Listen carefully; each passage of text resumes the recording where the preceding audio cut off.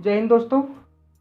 15 अगस्त और स्वतंत्रता दिवस की ढेर सारी शुभकामनाएं आप लोगों को, आपके पूरे परिवार को हमारी ओर से तथा हमारी कोचिंग की ओर से आप लोगों को ढेर सारी बधाइयाँ। जैसा दोस्तों आप लोग जानते हैं कि 15 अगस्त को क्यों मनाया जाता है। 15 अगस्त स्वतंत्रता दिवस क्यों मनाया जाता है, हम लोग क्यों मनाते हैं।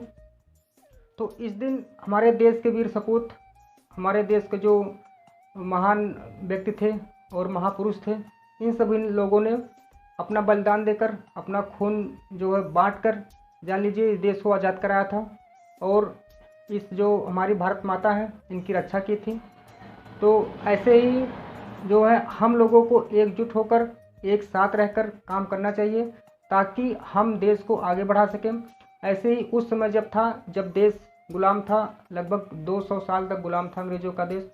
तो अब जो है आज स्वतंत्रता दिवस जो है 75वां साल पूरा होने वाला है। आज है जो 15 अगस्त को, तो हमारे देश को 75 साल पूरा हो गया, मतलब कि स्वतंत्र हुए। तो उस समय जो था, हम लोग जो हमारे आज़ाद करने वाले जो महान पुरुष थे वो सब एक साथ एकजुट होकर, कोई जात धर्म कोई कुछ भी नहीं था, एक साथ होकर हिंदू मुस्लिम सिख ईसाई छोटे बड़े सभी लोग एक साथ होकर एकजुट होकर इस जो है देश को आज़ाद कराने में बहुत ही बड़ा योगदान दिया है। इस समय हम लोगों के बीच में जो है थोड़ा सा जो है एकता कम रह गई है, कम बची है। तो हम लोगों को ऐसा नहीं करना चाहिए। सबके दिलों में नफ़रत पैदा है, एक दूसरे के लिए नफ़रत पैदा होती जा रही है, देखते हैं। तो इसके लिए हम एक लाइन बोलना चाहते हैं आप लोगों से, नफ़रत बुरी है ना पालो इसे, दिलों में दबी है निकालो इसे, ना इसका ना उसका ना तेरा ना मेरा, यह वतन हम सबका है बचा लो इसे। तो दोस्तों, हम लोगों को एक साथ रहकर हमारे वतन की रक्षा करनी चाहिए और हर एक नागरिक का, छोटे छोटे बच्चे का अधिकार है कि इस देश की रक्षा करे, चाहे जिस प्रकार से। कोई ज़रूरी नहीं है कि हम सीमा पर जाकर ही भारत माता की रक्षा कर सकते हैं, ऐसा कोई ज़रूरी नहीं है, क्योंकि बहुत कम ही लोग वहाँ पर जा पाते हैं। तो मैं आज 15 अगस्त के दिन उन सभी जो है महान पुरुषों को, वीर आत्माओं को जो है सशक्त नमन करता हूँ और साथ ही साथ मैं उन लोगों को याद करता हूँ।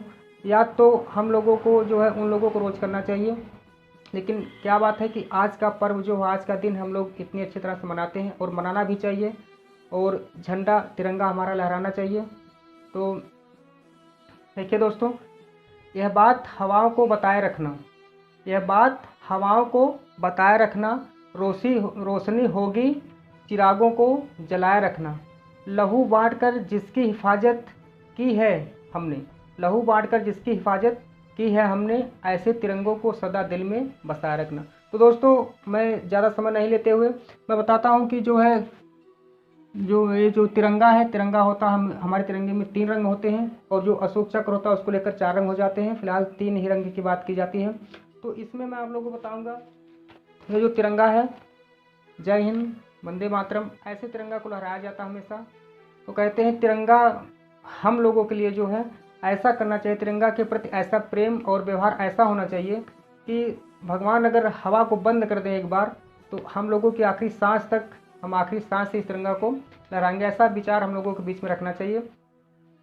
देखिए, ये जो हमारा सबसे ऊपर वाला रंग है केसरी रंग, जैसा कि हम लोग आप लोगों को इंग्लिश पढ़ाते हैं तो अभी ये बता रहे हैं, जो सबसे ऊपर वाला रंग हमारा जो कलर है, इसको हम बोलते हैं केसरिया या भगवा रंग भी बोल देते हैं, केसरिया रंग। इसका मतलब, इसकी इंग्लिश होती है सैफरान। इसका मतलब होता है एक किसका प्रतीक है, हम बताएंगे तीनों रंग में एक जो है, ये तीनों रंग किसका प्रतीक है, बाकी 20 में जो अशोक चक्र किसका प्रतीक है।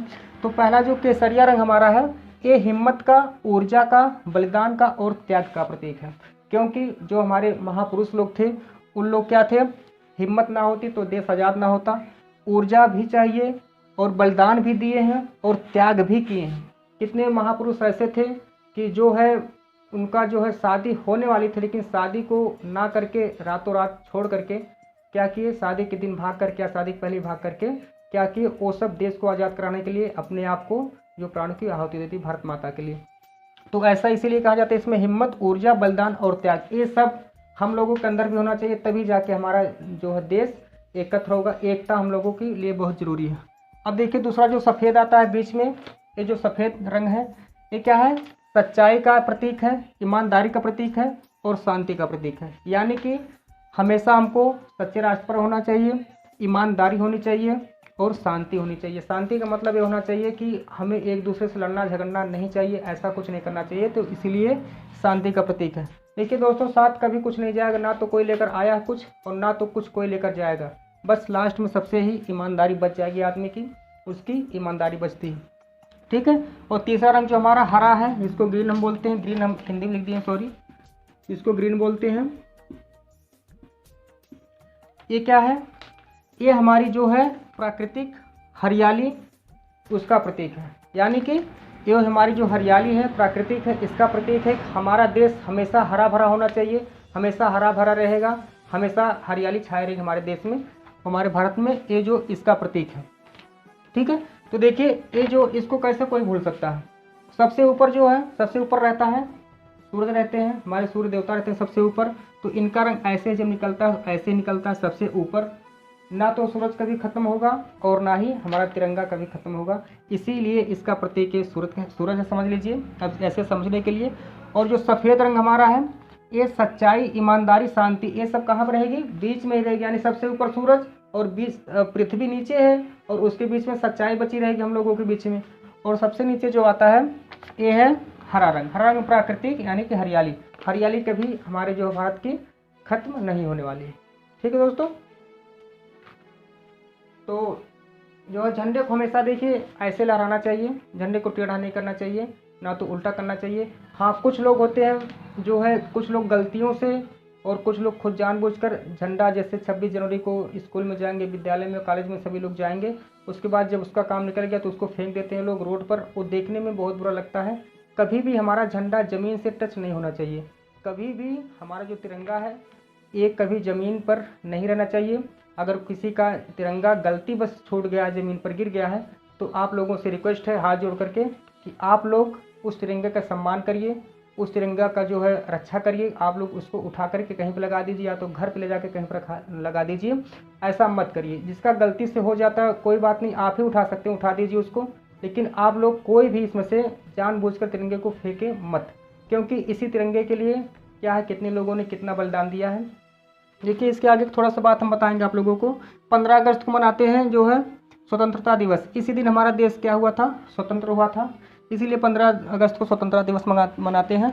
अब 26 नवंबर 1949 को, 26 नवंबर 1949 को ये जो हमारा संविधान था संपूर्ण तैयार हुआ था, यानी कि संपूर्ण तैयार का मतलब जो है लिखना शुरू हुआ था। इसको लिखने में दोस्तों लगा था 2 साल 11 महीने 18 दिन, इतना समय लगा था इसको लिखने में। जो है बहुत लोगों ने इसको, लगभग 300 लोगों ने इसको मिलकर लिखा है। ये सब संविधान में सब चीज़ें मिलेंगी आप लोगों को, फिलहाल इतना हम बता रहे हैं यहाँ पे, इतना लगा था। और 26 जनवरी 1950 को ये लागू किया गया था। हमारा जो संविधान है ये लिखकर 2 साल 11 महीने 18 दिन में कंप्लीट हो गया था लिख करके, लेकिन उसको 2 महीने बाद लागू किया था 26 जनवरी 1950 को, और उसी रूप में हम लोग मनाते हैं गणतंत्र दिवस। और गणतंत्र दिवस मनाने का पीछे भी थोड़ा सा कारण है, संविधान के रूप में, संविधान में सब चीज़ें हैं। फिलहाल हम यहाँ पे गणतंत्र दिवस के रूप में मनाते हैं 26 जनवरी को, और 15 अगस्त जो होता है 1947 में मनाया जाता है। ठीक है दोस्तों। तो जाते जाते एक छोटी सी, जैसे ओ लहू किस काम का जिसमें उबाल ना आए, ओ लहू किस काम का जिसमें उबाल ना आए, ओ लहू किस काम का जो इस देश के काम ना आए। तो इसी के साथ दोस्तों अब आप लोग, रिक्वेस्ट है हमारी कि आप लोग तिरंगे का सम्मान करिए, एक साथ मिलकर, एक साथ होकर, एक साथ जुट होकर तिरंगे का सम्मान करिए, और क्या करिए, एकता बनाइए, क्योंकि जब तक एकता नहीं बनेगी हमारा देश आगे नहीं जाएगा। और एकत्र होकर हमारे तिरंगे का सम्मान करिए और आगे चलकर, ताकि हम फ्यूचर में और भी जो है अपना देश आगे कर सकें। और ये जो फ्यूचर में है ये हम लोगों की देन है, मतलब कि हम लोग उसको आगे कर सकते हैं, बाकी जो करने वाले थे वो सब करके चले गए, इतना ही बहुत है।